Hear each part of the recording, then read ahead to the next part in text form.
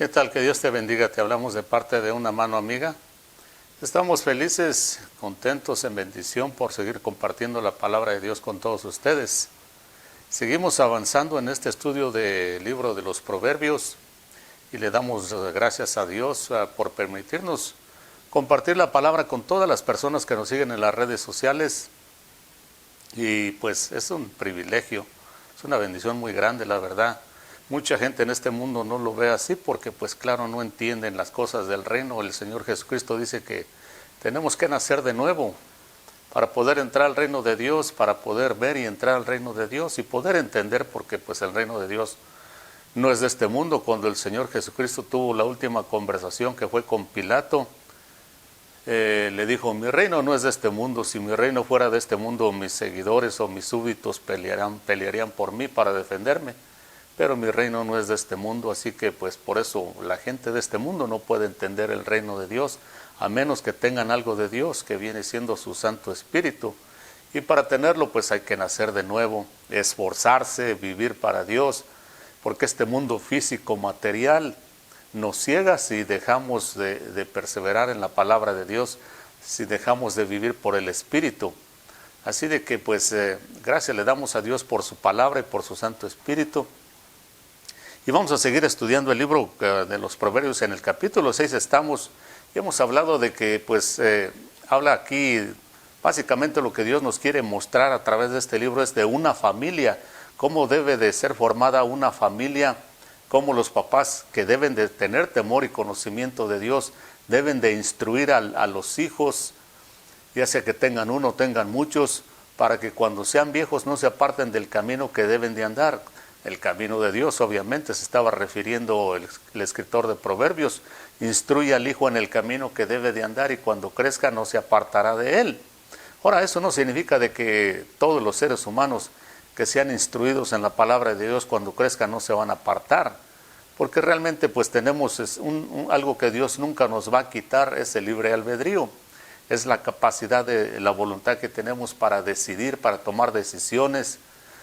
Y pues desafortunadamente hay mucha gente, como en el caso de Judas, que anduvo incluso 3 años con el mismo Señor Jesucristo, pues no perseveró. Y así podemos nombrar mucha gente en nuestro tiempo, mucha gente se está apartando de Cristo, pero Dios a todo el mundo le quiere dar una oportunidad. En una ocasión Él dijo: muchos son los llamados y pocos los escogidos. Pero más bien dicho es: muchos son los llamados y pocos los que hacen caso de este llamado y terminan este llamado. Así de que eso es asunto de cada quien. Cada quien es responsable de su propia vida. En cuanto a nuestra relación con Dios, pues cada quien tiene la responsabilidad de mantenerla a flote, de mantenerla siempre caminando hacia adelante, de mantenernos vivos delante de Dios, porque Él es Dios de vivos y no de muertos. Entonces aquí el papá y la mamá le dicen: hijo mío, escucha mis palabras, sigue mis instrucciones, mis enseñanzas, dice, mis mandamientos, dice, cuélgalos en tu cuello, átalos a tu cuello, dice, escríbelos en las tablas de tu corazón, dice, porque el mandamiento es luz y es lámpara la palabra que te enseño, dice, cuando duermas vas a dormir tranquilo, no vas a tener ningún temor de nada, vas a vivir tranquilo. Más adelante un proverbio también dice de que el que teme a Dios al final del día va a salir bien en todo. Porque el principio de la sabiduría es el respeto a Dios, a la presencia de Dios, así como la tuvieron aquellos hombres que pues llegaron a tener testimonio de fe, los profetas, especialmente Elías y Eliseo, que usaban esa expresión. Cada vez de que iban a hablar algo de parte de Dios decían: vive Jehová en cuya presencia estoy. O sea que ellos respetaban y estaban muy conscientes de la presencia de Dios. La presencia de Dios es lo que necesitamos en nuestra vida diaria, en nuestro hogar especialmente, porque si hay una pareja, un matrimonio, una familia que quieran ofrecerle un verdadero hogar a los hijos, a la esposa, al esposo, cada quien tiene que poner de su parte, pero especialmente los padres tienen que enseñarles el camino en que deben de andar, porque hemos dicho antes de que uno puede construir casas de lo que uno quiera, de lo que uno pueda, y palacios, castillos, vea todas las construcciones que el mundo ha logrado, pero Hogares no ha habido muchos a través de la historia de la humanidad. Desde el punto de vista bíblico, entre los mejores siervos de Dios, los mejores hombres de Dios, les costó mucho trabajo hacer un hogar y unos incluso nunca lo lograron. En el servicio a Dios, en su relación con Dios, fueron bastante buenos, pero ya en cuanto a su familia fueron muchos un fracaso, como está el caso del famoso sacerdote Elí, que Dios incluso tuvo que desecharlo con toda su familia porque pues no honraba a Dios, no tenían absolutamente ningún respeto a la presencia de Dios. Vea el caso también del mismo Jacobo, que tuvo varias mujeres, y hemos hablado de que nunca jamás ha sido la voluntad de Dios que los hombres tengan más de una mujer, porque puede traer consecuencias muy, muy, muy graves. Y el caso de Jacobo, su hijo más grande, Rubén, creció y se metió con una de sus mujeres, que no era su mamá, pero era una de las mujeres de su papá. Así que para empezar, si Jacob no hubiera tenido tantas mujeres, hay muchas posibilidades de que no hubiera pasado nunca eso. Y así podemos seguir enumerando. Así que para construir un hogar hay que ponerse los pantalones como padres y como madres, porque muy pocas veces a los hijos se les ofrece un hogar como Dios manda, donde se enseñan los principios y la palabra de Dios, especialmente en este tiempo. Y el mundo está saturado hoy más que nunca de mentira, de maldad, de crimen, de todo lo malo y pervertido, negativo, diabólico que pueda presentarse, y va en aumento rápidamente. Así que si no instruimos a nuestros hijos, a nuestra familia en la palabra de Dios, el mundo nos lo van a instruir y lo van a poner en contra de Dios, en contra del papá, en contra de la mamá, en contra de toda la familia, en contra de todo lo bueno.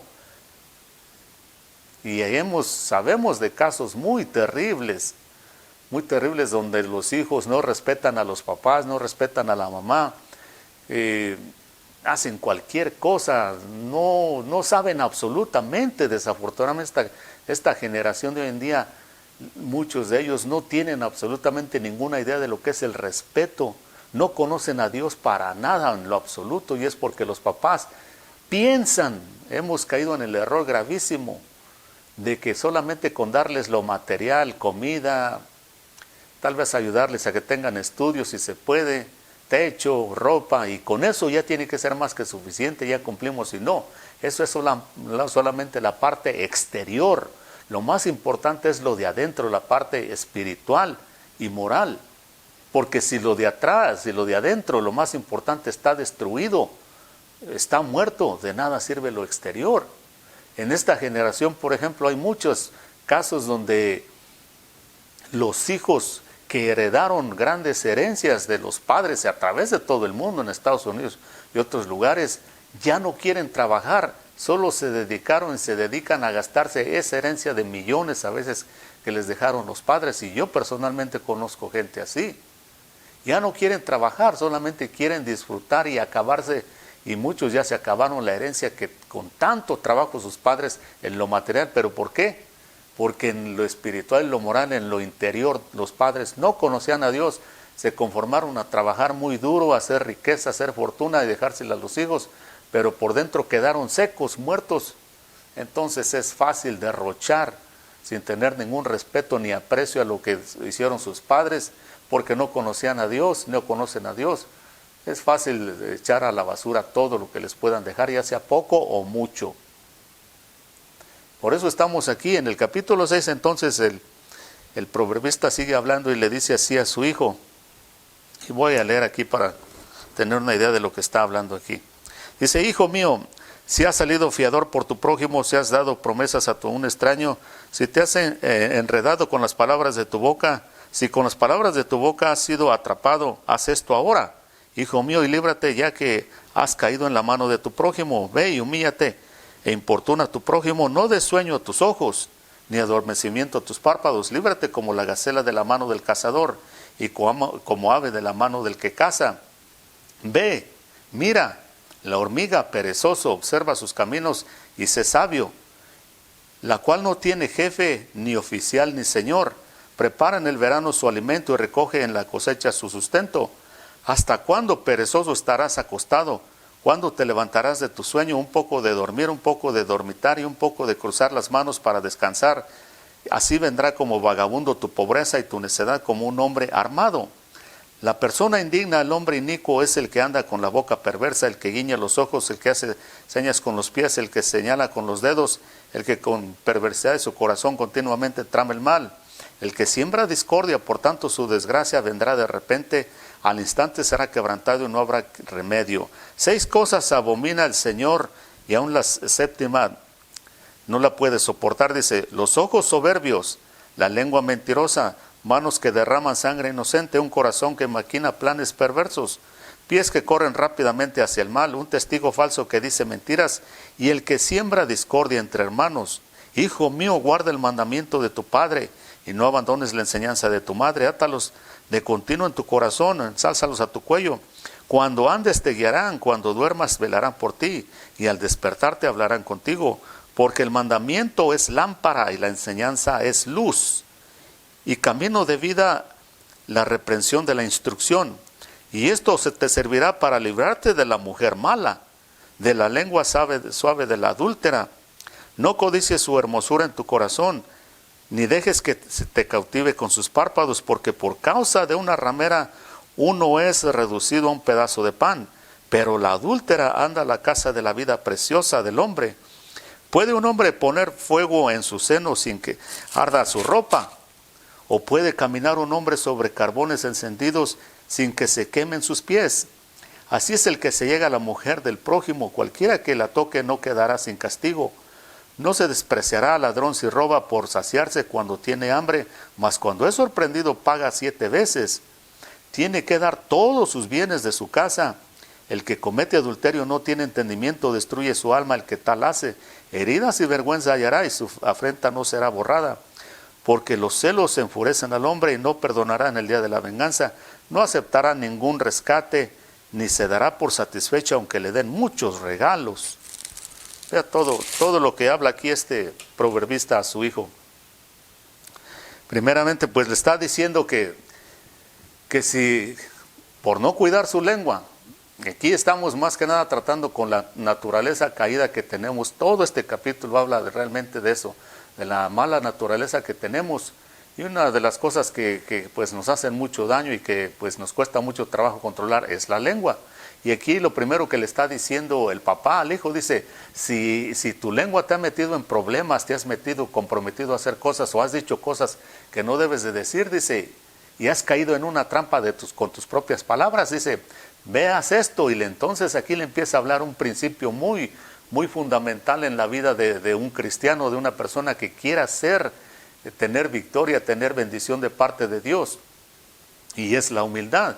Le dice, si has caído en una de esas trampas por hablar mal, por no controlar tu lengua, ve y humíllate delante de tu prójimo, dice, para que seas librado, pide disculpas, pide perdón, lo cual no es fácil hacer, pero aquí es un principio que le está enseñando el padre al hijo, en la humildad o el sometimiento a la voluntad de Dios.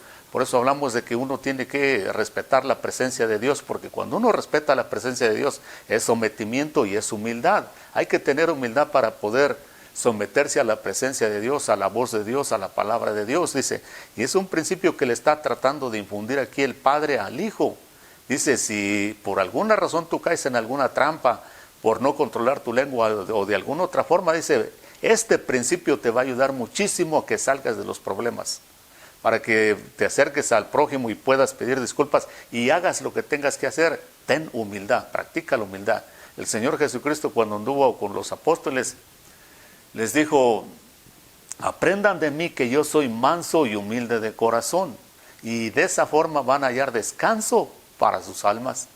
Si ustedes tienen su alma agobiada por cualquier cosa, dice, practiquen la humildad, dice, aprendan de mí que yo soy. En el caso del Señor Jesucristo dijo, yo soy manso y humilde. Y lo único que podemos hacer es aprender de Él y practicar la humildad, porque de humildes no tenemos nada.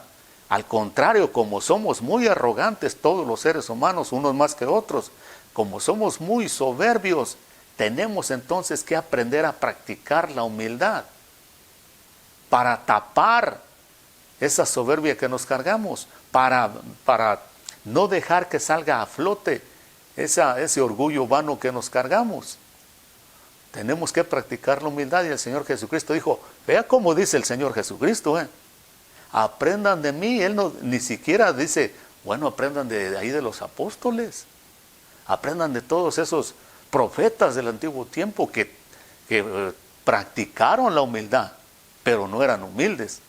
La practicaron para tapar la soberbia que todo ser humano traemos.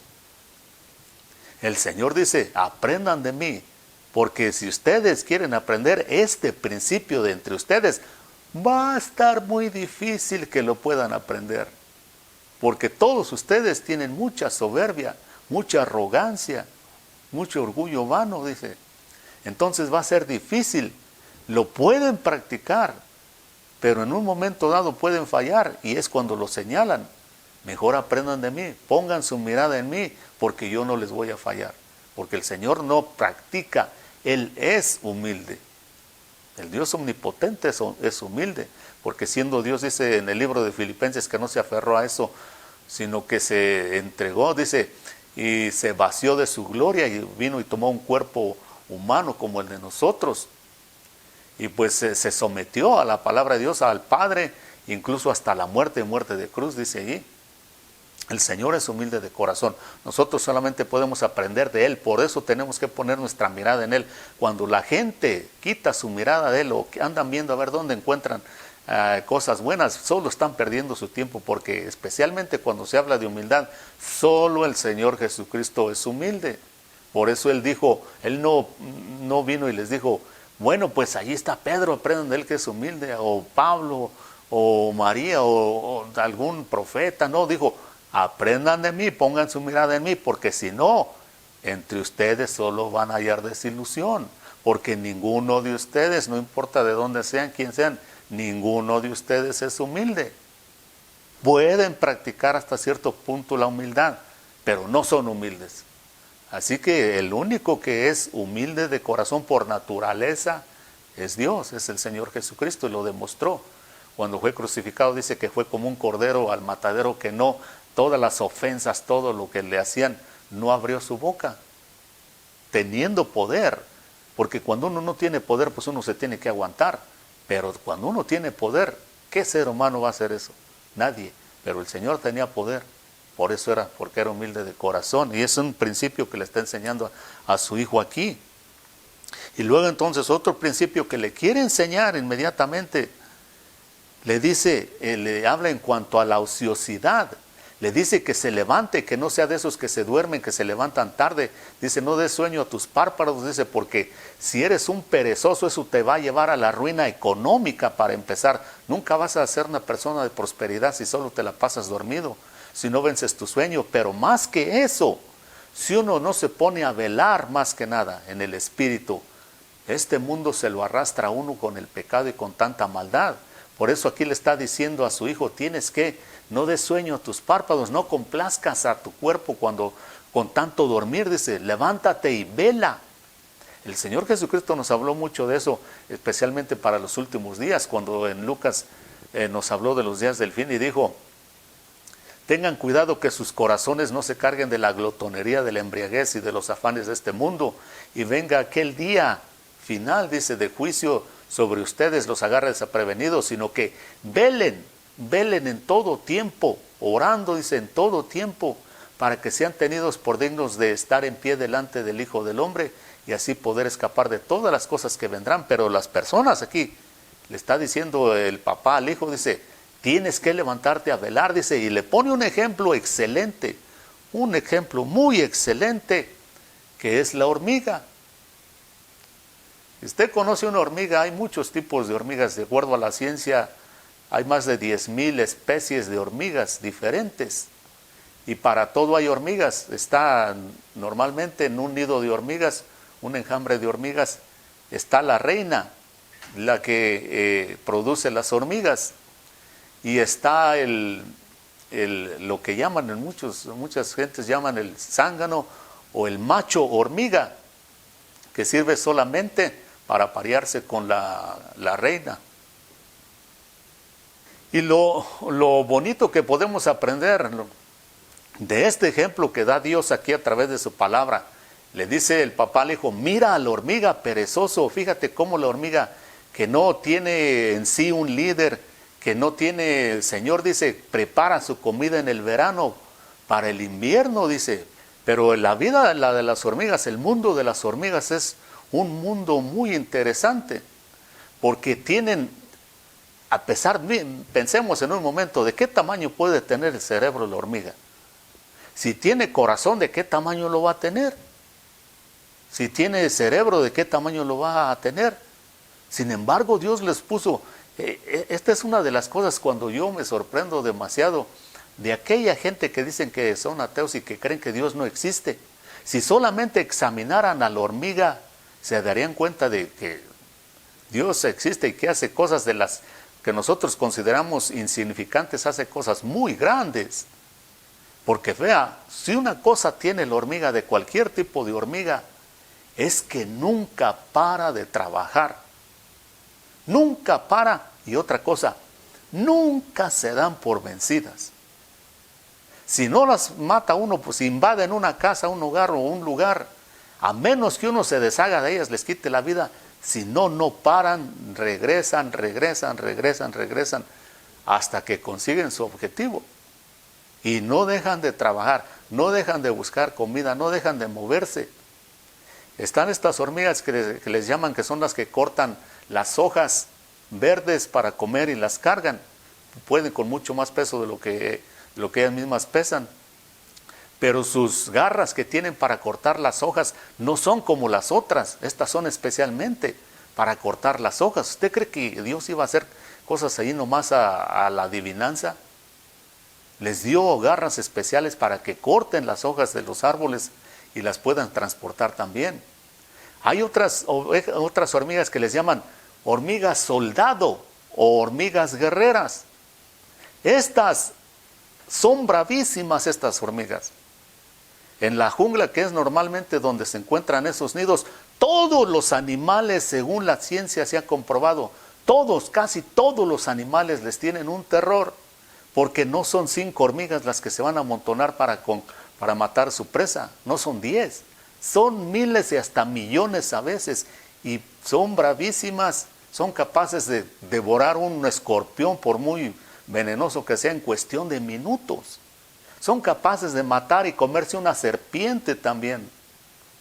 Y así otros animales que los agarran descuidados se los comen. Son extremadamente bravísimas esas hormigas. La hormiga soldado o la hormiga guerreras, le llaman así. Otra hormiga también que le llaman la hormiga de fuego, tiene la habilidad de con sus cuerpos hacer un puente para pasar un lago o un río y no se hunde. ¿Ve?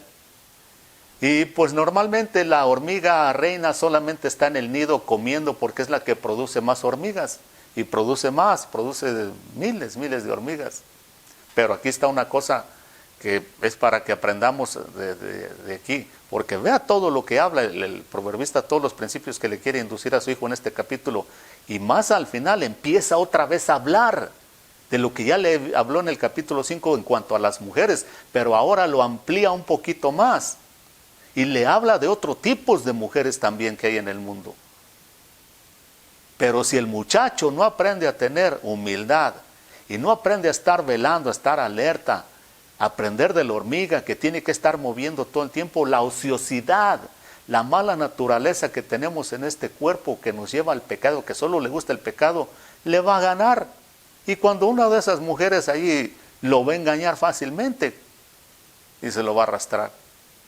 Porque es un muchacho que en resumidas cuentas lo que el papá en este capítulo está tratando de inducirle, de que aprenda el muchacho, es a tener disciplina, empezando con el espíritu, porque sin disciplina ni en este mundo ni mucho menos en el cristianismo llega uno a nada. Es así como está mucha gente en el cristianismo, jamás leen su Biblia, no se sabe ni un proverbio de siquiera por ahí, gente que tiene décadas en la iglesia, jamás le hablan a nadie de Cristo, no quieren trabajar, jamás aportan para nada, o sea, realmente pues no sé cómo es que se llaman cristianos.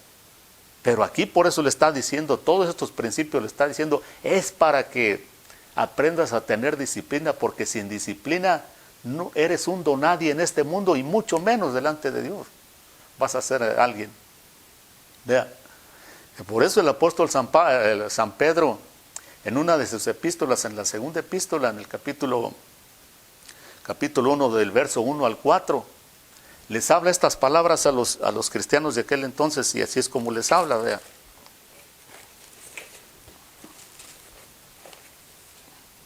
Dice,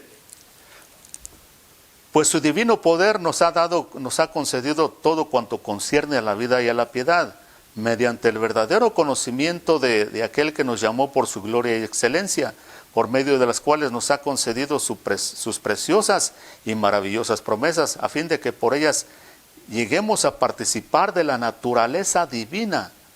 Vea lo que dice el último, que dice, habiendo escapado de la corrupción que hay en el mundo por causa de la concupiscencia. Vea lo que está escribiendo aquí el apóstol San Pedro, dice que a través del conocimiento de la palabra de Dios, de conocer al Señor a Jesucristo como Señor y Salvador, dice, y nacer de nuevo, Dios a través de sus promesas grandísimas, dice, nos ha dejado participar de su naturaleza divina. Traemos la naturaleza pecaminosa, mala, que solo le gusta rebelarse en contra de Dios y en contra de todo lo bueno.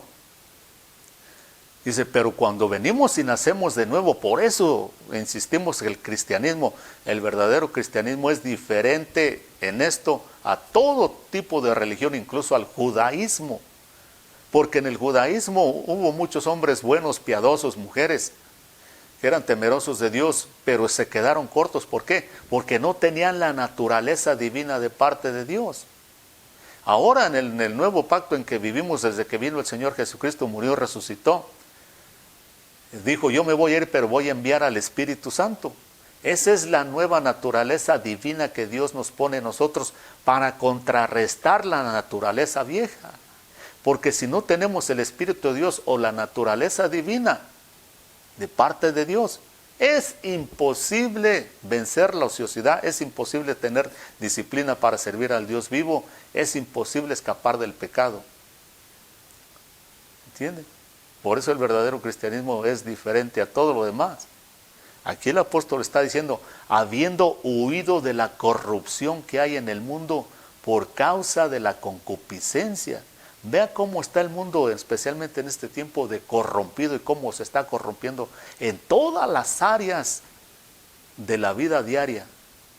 Está corrompiendo a un nivel que uno diría, esto ya no hay dónde pisar aquí, no hay dónde poner un pie, todo está corrompido.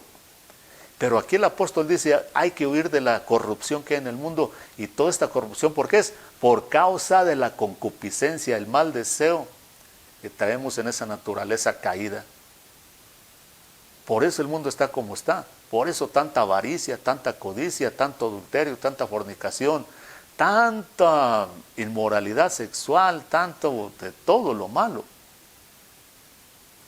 Porque la gente desprecia la naturaleza divina de Dios que viene a través del nuevo nacimiento, a través de aceptar a Cristo como Señor y Salvador. Y así, jamás, no importa qué tan religioso sea uno, jamás puede vencer uno el pecado. Si así, con la naturaleza divina, todavía nos cuesta ser humildes. Imagínense sin Dios. Si con Dios dentro de nosotros nos cuesta, sin Él es imposible. Entonces, allí el apóstol, eso es lo que dice, vea también lo que dice el apóstol San Pablo, escribió esto también. A los Corintios en el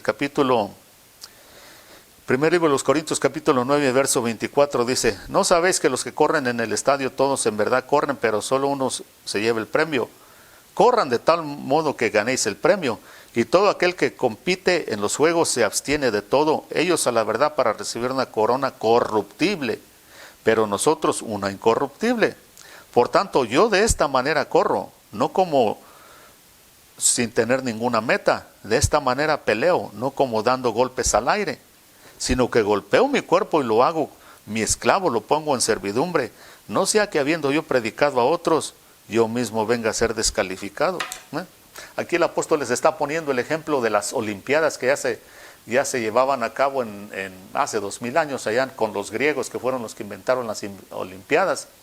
El apóstol pone ese ejemplo y les dice a los cristianos de aquel entonces: ¿acaso no saben ustedes que los que corren en el estadio todos compiten, pero solo uno se lleva el premio? Dice, y todos compiten y de todos se abstienen, dice, y ellos se abstienen para una corona corruptible de oro, de plata, de lo que sea, de dinero. En las Olimpiadas eso es lo que les dan, algún reconocimiento, pero todo eso se corrompe por muy bueno que sea. Dice, pero nosotros estamos corriendo para recibir una corona incorruptible. Incorruptible solamente de parte de Dios. La corona de la vida que Dios nos va a entregar cuando lleguemos allá a su presencia. Algo que no se va a corromper jamás, porque aquí en este mundo todo se corrompe. Y entonces Él les dice, corran, dice, de tal modo que obtengan el premio, dice, y absténganse de todo lo que sea necesario, dice, para que puedan competir, porque la única forma de competir contra este mundo lleno de maldad, de pecado y de corrupción, es sometiéndonos, siendo humildes lo suficiente para someternos a la presencia de Dios, como dice el apóstol una vez más, dice, sométanse bajo la poderosa mano de Dios y Él los va a exaltar a su debido tiempo. Esos son los principios que le está tratando de instalar el Padre en este capítulo 6 de Proverbios al muchacho. Entonces, vea, la hormiga, y pone como ejemplo la hormiga, que es trabajadora, que nunca duerme, que nunca se cansa, que nunca se da por vencida, que siempre está moviéndose, yendo y viniendo, y si es una hormiga guerrera, no tiene miedo de nada, sale con todas las demás en grupo, de miles o de millones, y agarran a su presa. Entonces les tiene mucho respeto en la jungla a todos los demás animales. Pero la hormiga reina solamente se dedica a crear más hormigas, a reproducir más hormigas. Vea. Pero aquí lo curioso está de que en el mundo de las hormigas, el macho hormiga solo sirve para aparearse con la hormiga y después se muere. ¿No es esa la historia de muchos seres humanos, especialmente hombres, que por su machismo y todo eso, vean lo que entonces eso encaja con lo que viene diciendo, porque habla de varios temas, pero uno con otro realmente están enlazados, lo que le está diciendo ahí el papá al hijo. Después de que le hable esas cosas, le empieza diciendo, dice, la persona indigna, el hombre inicuo, el que anda con boca perversa, el que guiña los ojos, el que no está tranquilo con sus pies, el que solo está pensando perversidades en su corazón de continuo, dice, el que siembra discordia, su desgracia vendrá de repente, dice, al instante será quebrantado y no habrá remedio. Y luego empieza a decir, verso 16, vea, verso 16, seis cosas abomina el Señor y aún la séptima no la puede soportar, dice, los ojos soberbios, la lengua mentirosa, las manos que derraman sangre inocente, el corazón que maquina planes perversos, pies que corren rápidamente al mal, el testigo falso que dice mentiras y el que siembra discordia entre hermanos. Seguimos hablando, ¿por qué? Todo esto, vea, la naturaleza caída, nuestra naturaleza mala, ahí está. Todo el cuerpo ahí lo está mencionando el proverbista.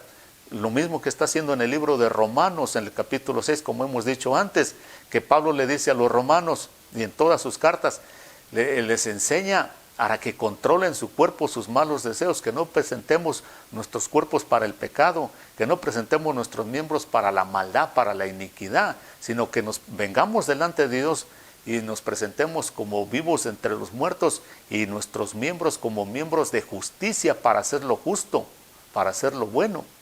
Lo mismo que le está diciendo aquí este libro de Proverbios a su muchacho, solamente que en este tiempo pues solamente lo podían tomar como consejos. Era muy difícil vivir ese estilo de vida, pero ahora con la naturaleza, como dice Pedro, la naturaleza divina que Dios nos da a través de su Santo Espíritu, tenemos más facilidades, más posibilidades de vivir una vida agradable delante de Dios. Y que nuestra lengua no nos lleve, no nos mete en problemas, que nuestros pies no nos lleven al pecado, no maquinar perversidades en nuestro corazón. Y todo eso es la vida de los seres humanos. Y por eso entonces al final, vea, lo que le menciona, al hijo, dice, porque todos estos mandamientos y toda esta disciplina, si la aprendes, dice, te van a librar de la mujer mala y de la lengua suave de la adúltera. Dice, porque por causa de una ramera uno es reducido a un pedazo de pan, pero la adúltera anda a la casa de la vida preciosa. Aquí habla de 4 mujeres diferentes y todas son peligrosas porque no tienen temor de Dios. Así que hay que tener mucho cuidado y aprender todos estos principios. Y vamos a seguir estudiando más porque hay mucho que aprender de aquí, mucho que vivir. Pero con la naturaleza divina de Dios todo lo podemos lograr si nos sometemos a Él con humildad. Y hay que aprender de la hormiga. Acuérdense, no hay que ser como el macho hormiga que solamente sirve para aparearse y después de eso ya no sirve para nada y se muere. Seres humanos así pues no son útiles para nada. Así que Dios lo bendiga, acepte a Cristo como Señor y Salvador y hasta la próxima. En Romanos 10:9 dice que si confesamos con nuestra boca que Jesús es el Señor y creemos en nuestro corazón que Dios le resucitó de entre los muertos, seremos salvos. Si te gustaría hacer esta oración de fe conmigo para aceptar a Jesucristo como tu único Salvador, repite esta pequeña oración. Padre Celestial, sé que he pecado contra ti y que mis pecados me separan de ti. Creo que tu Hijo Jesucristo murió por mis pecados, que fue levantado de los muertos, que vive y oye mi oración. Invito a Jesús a ser mi Salvador y el Señor de mi vida, a gobernar y a reinar en mi corazón desde este día en adelante. Si hiciste esta oración de fe, te aconsejamos que leas tu Biblia todos los días y acércate a una iglesia donde puedan ayudarte a crecer espiritualmente. Que Dios te bendiga.